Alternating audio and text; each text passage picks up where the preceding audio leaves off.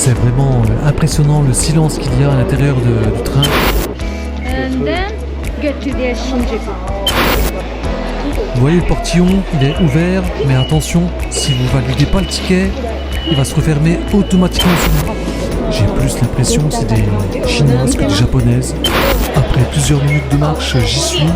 Celui de droite est en panne. Aujourd'hui, je suis dans le métro de Tokyo. C'est celui qui a la réputation d'être le meilleur au monde. Je dois avoir la chance de filmer dans les différentes stations, sur les quais, et même voir à l'intérieur des rames. Je vais rester une semaine ici et je compte utiliser que le métro pour mes déplacements. Je commence ma vidéo dans la station de métro de la gare de Tokyo et c'est la plus grande des 288 stations du réseau. C'est vraiment immense, il faut traverser des longs couloirs, donc faut pas avoir peur de marcher. Première chose à faire, je vais trouver le guichet automatique pour acheter un ticket. Normalement, ils sont juste à côté des portiques qui donnent accès au quai. Après plusieurs minutes de marche, j'y suis.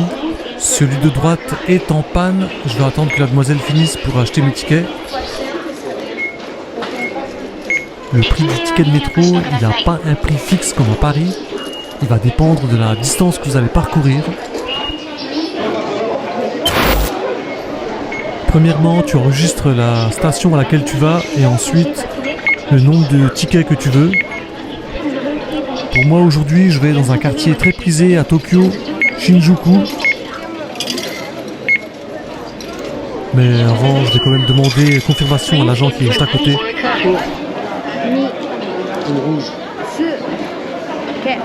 This is Marunouchi line.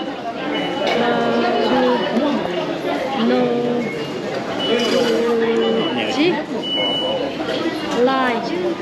Red. And then get to the Shinjuku.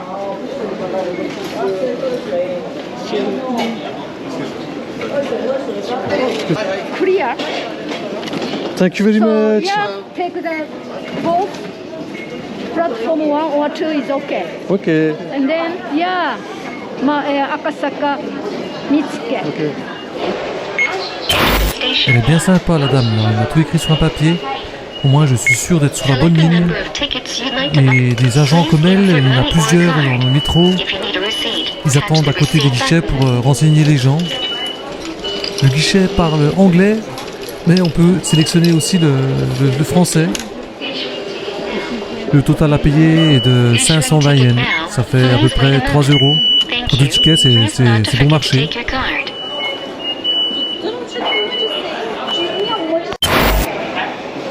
Vous voyez le portillon, il est ouvert, mais attention, si vous validez pas le ticket, il va se refermer automatiquement sur vous.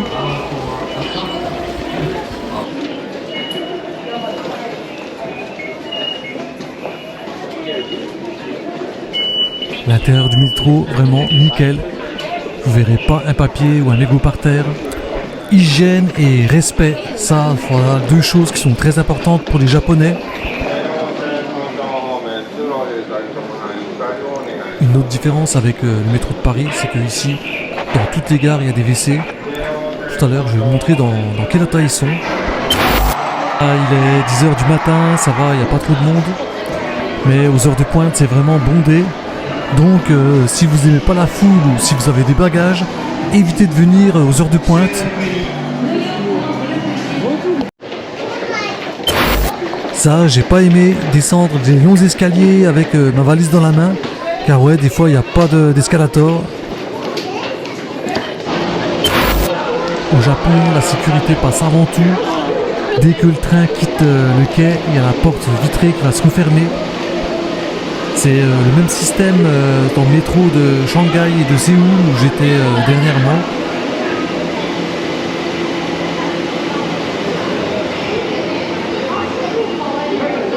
Et même monter les escaliers, ça se fait pas n'importe comment.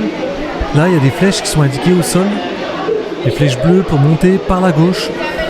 Ils ont intérêt d'être bien organisés.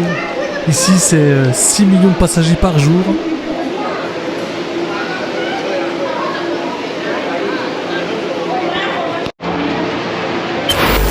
Les Japonais attendent sur les côtés en respectant bien les lignes bleues au sol.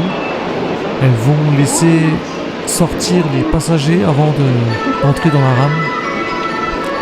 Il y a un instant, il y en a deux qui sont rentrés directement sans attendre, mais c'était pas des Japonais.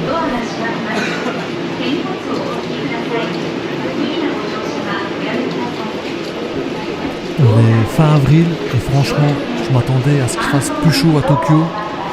Il fait assez frais, regardez, il y en a même qui portent des doudounes. Par contre, les tenues des étudiantes, c'est sympa. Elles ont des jupes et des chaussettes noires montées jusqu'aux genoux.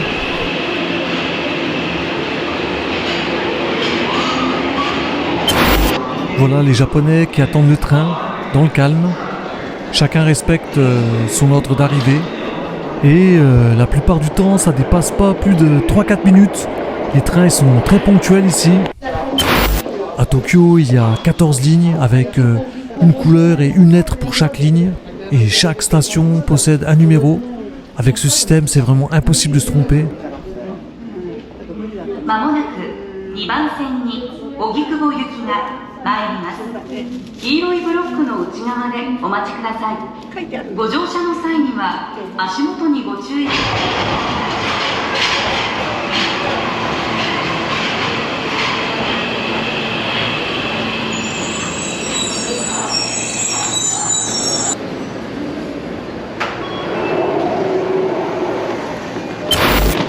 Je vais commencer à faire la queue pour rentrer à l'intérieur de la rame. Ça va, on dirait qu'il n'y a pas trop de monde. Déjà, je vois que les places qui sont à côté des portes, c'est des places qui sont réservées aux handicapés et aux femmes enceintes. Il y a des gens qui portent des masques, mais ça date pas du Covid. C'est une habitude qu'ils ont bien avant. Et en général, quand ils sont malades, ils en portent un pour pas propager le virus. C'est vraiment impressionnant le silence qu'il y a à l'intérieur du train. Pas un bruit. C'est sûr, vous verrez personne parler fort, même parler au téléphone. Et même le train, il est vraiment silencieux. À un moment donné, je croyais qu'on était arrêté sur la voie.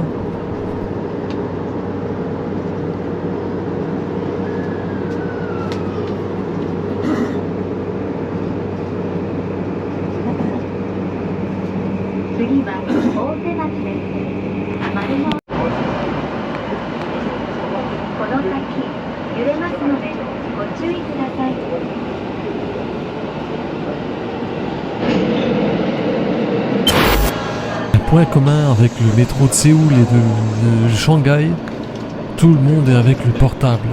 C'est incroyable. Les mecs sont en costume cravate, la classe, non? Mais depuis que je suis ici, j'ai jamais vu quelqu'un en survêt de casquette. Et ça, c'est vraiment une bonne chose. Je vais aller voir ce qui se passe dans les autres rames. Ah, ici, ils ont mis carrément les sièges en velours. En France, ça se fait plus depuis très longtemps. Et la couleur, ça fait penser un peu aux années 80. Les annonces dans le train, elles sont faites en japonais et en anglais aussi. Sinon, sur les panneaux d'affichage, il y a aussi le chinois et le coréen, que j'arrive même à différencier maintenant. La Chine et la Corée, c'est deux pays voisins. Donc, vous pouvez voir beaucoup de Chinois et de Coréens ici au Japon. Je trouve que le Japon, c'est pollué par la publicité, ils en mettent vraiment partout. Et le métro, d'ailleurs, n'est pas épargné. L'endroit le plus insolite que j'en ai vu, c'était carrément un écran LCD intégré dans l'urinoir des WC. Incroyable.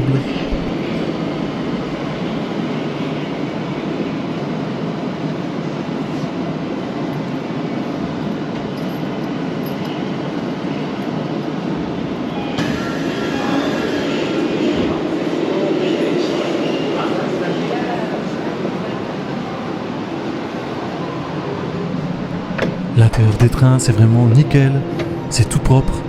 Pourtant, celle-ci, elle date pas d'hier, elle a un certain âge. Il n'y a pas un graffiti, pas une dégradation.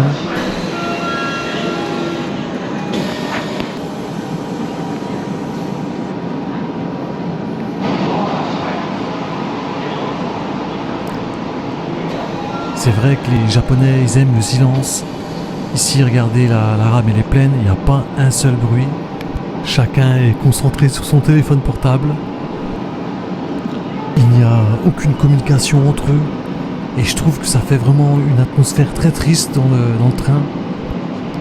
Je suis rentré un coup dans un restaurant qui était plein à craquer. Et pareil, il n'y avait pas un seul bruit.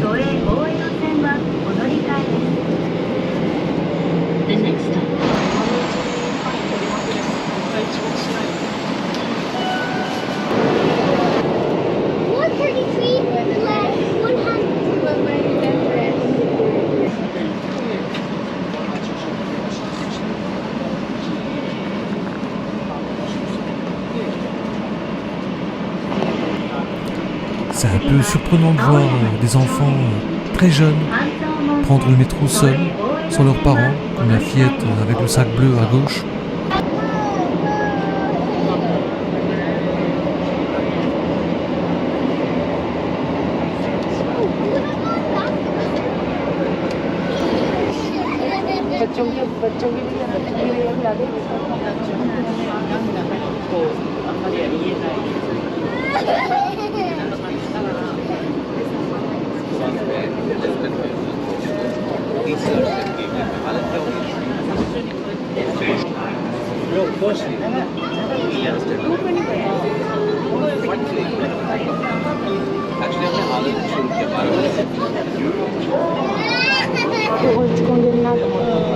Les trois dames là, j'ai plus l'impression que c'est des chinoises que des japonaises. Et c'est ce qui explique qu'elles viennent briser le silence dans le train. Et en plus, elles sont de bonne humeur avec le sourire. Quand je vais générer les sous-titres automatiquement avec TikTok, il y aura aussi le sous-titre de leur conversation qui va apparaître. J'espère que c'est pas trop intime.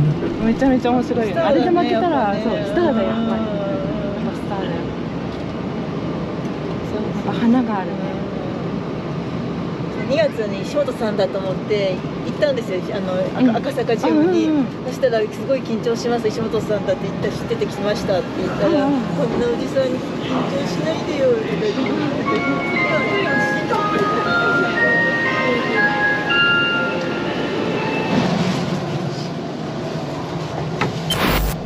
て。Un truc qui peut choquer les Français, c'est que c'est pas coutume chez les Japonais de laisser la place à une personne âgée. J'en ai vu qu'ils ont fait tout le trajet debout, sans que personne laisse sa place.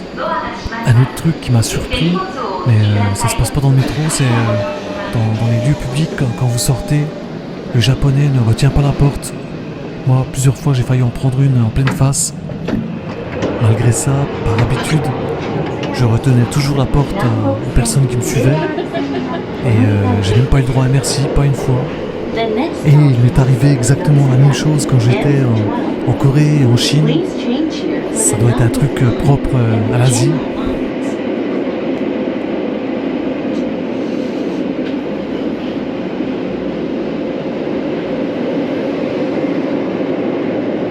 Regardez les gens, ils sont tous sur leur portable presque. Il n'y a aucune chance de se le faire voler. Personnellement, quand je vais sur Paris et que je dois prendre le métro, le portable, il reste toujours dans ma poche. Après, je sais pas si cette peur de se faire voler son portable est justifiée ou pas. Certes, le risque existe, mais je pense qu'il est minime.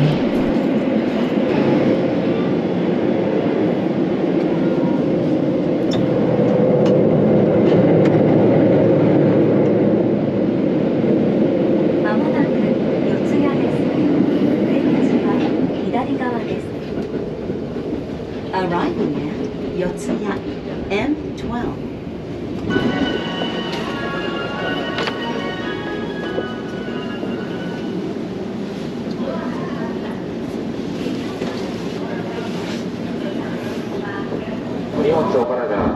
次は四谷三丁目です。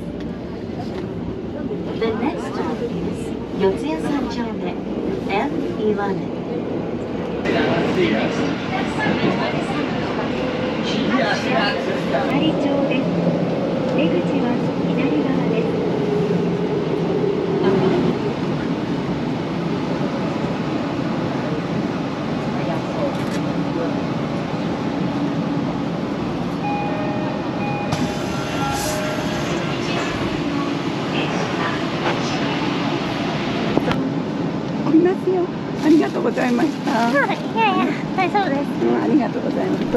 Voilà une occidentale qui parle le japonais. Malgré que ça soit vraiment une langue difficile, c'est pas impossible, j'en ai vu plusieurs qui l'ont appris et qui le parlent couramment. Voilà, je vais prendre une dernière photo souvenir du métro japonais.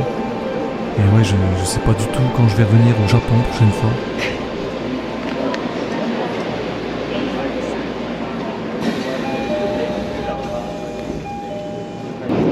The next stop is Ginza G9. Please change here for the Marunochi no Hibiya line and the Hyurakusho line. The Keio lines, the Odakyu line, and the Seibu Shinjuku line.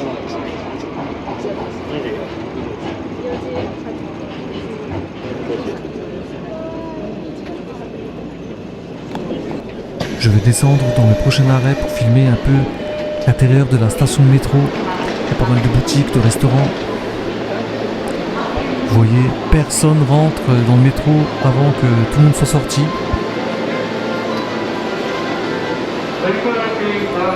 La musique que vous entendez, c'est une mélodie qui est diffusée quand le train arrive au quai.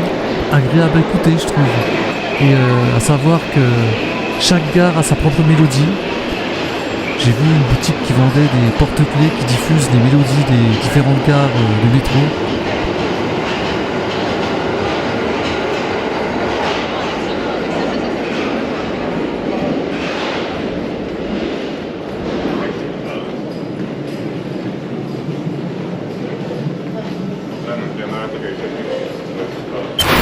Dans le métro de Tokyo, sur chaque quai, il y a un agent qui est présent pour s'assurer que la sécurité est assurée. En général, il est en uniforme avec le képi et les gants blancs. Je suis dans mon quartier préféré à Tokyo.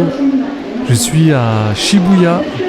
Et juste à gauche, derrière les vitres, il y a le fameux passage piéton où il y a 1500 personnes qui traversent en même temps.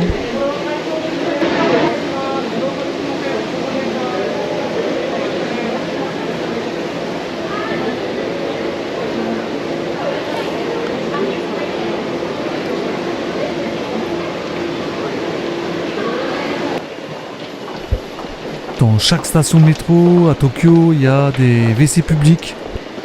Ça peut être très utile. Et dès que j'en vois, je vais les filmer. Et vous verrez qu'ils sont propres. Ils ne sont pas dans l'état des WC qu'on peut voir dans les aires de repos sur les autoroutes en France.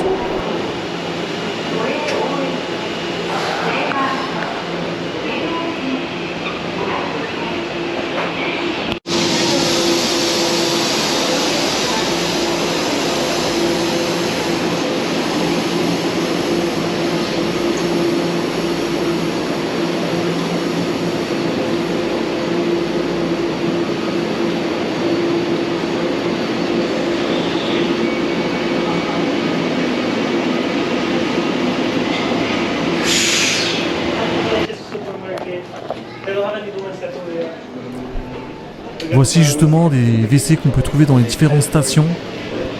Et c'est totalement gratuit.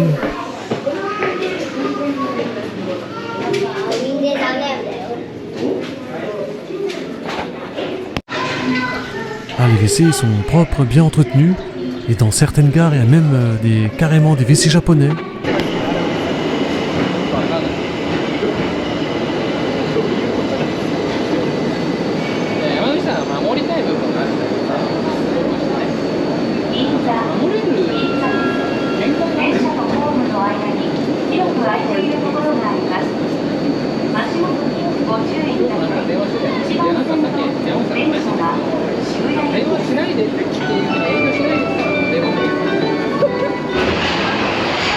Il n'y en a pas sur chaque quai, mais voilà, les lignes bleues, c'est les emplacements où les gens qui veulent entrer dans le métro commencent à faire la queue.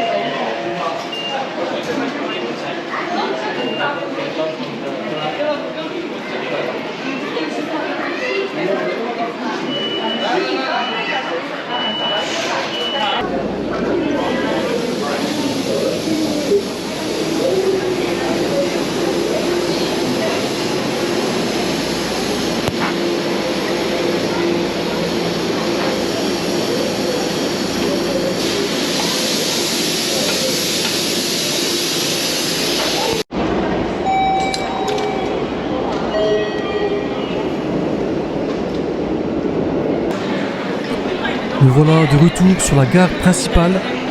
Et vraiment, le métro de Tokyo, c'était une belle expérience pour moi.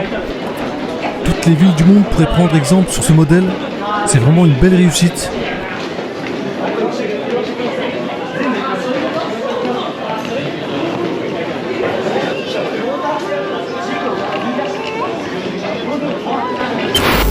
Le jour où il pleut et que vous avez oublié votre parapluie, c'est pas un problème. Regardez ici, vous pouvez en louer un. Ça marche avec une application que vous téléchargez sur votre smartphone. Et ce qui est bien, c'est que vous pouvez les rendre dans n'importe quel autre point de location. Il y en a dans toutes les gares et même les épiceries, dans pas mal de lieux publics. D'ailleurs, j'ai vu le même système de location avec des chargeurs externes de téléphone portable.